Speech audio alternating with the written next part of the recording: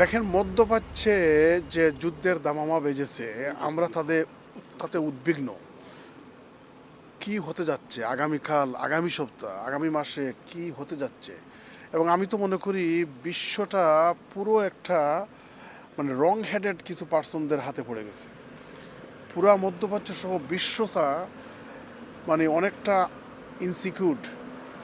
দেখেন এই যুদ্ধের দরকার ছিল না। যুদ্ধের কারণে ইতিমধ্যে 5-6 দিনে বিলিয়ন বিলিয়ন ডলার কিন্তু নষ্ট হয়ে গেছে। জীবন্ত হানি ঘটেছে।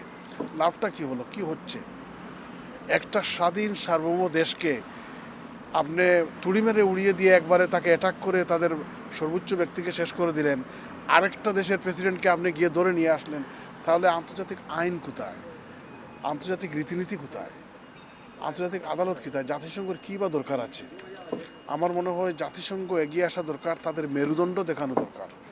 একটা দেশ যদি আরেকটা দেশ এভাবে যদি ব্লেটেন্টলি যদি অ্যাটাক করা যায়, দখল করা যায়, সরকার চেঞ্জ করা যায়, রেজিম চেঞ্জ করা যায়, তাইলে আর এই আন্তর্জাতিক সভ্যতা ভব্যতা, এরপরে আন্তর্জাতিক কূটনৈতিক রাজনীতি এগুলো কি দরকার আছে?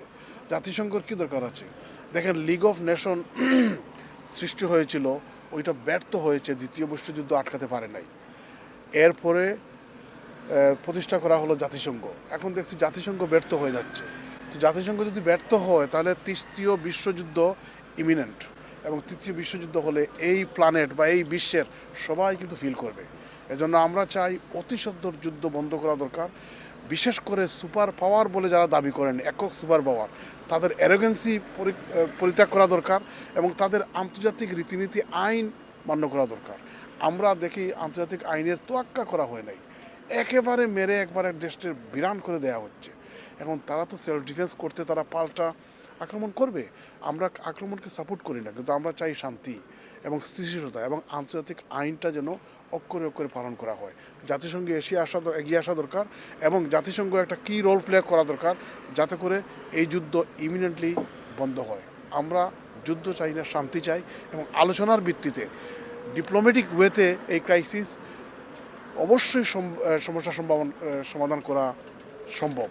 কিন্তু অ্যারোগেন্সি, শক্তি আছে, যাচ্ছে তাই, কাউকে জিজ্ঞেস করবো না, এই ধরনের রীতিনীতি দিয়ে চলবে না।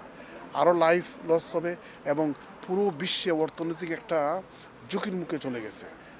ইতিমধ্যে কিন্তু পেট্রোলের দাম বেড়ে গেছে বিভিন্ন জায়গায়, বাংলাদেশ সহ, একেবারে এদিকে বাংলাদেশ সহ দক্ষিণ পূর্ব এশিয়া এবং ইউরোপে বিভিন্ন জায়গায় তেলের দাম, ফিউলের দাম বেড়ে গেছে। ওইটা কোথায় গিয়ে ঠেকবে আমরা জানি না। সুতরাং আমরা চাই ইমিডিয়েটলি যুদ্ধ বন্ধ হোক।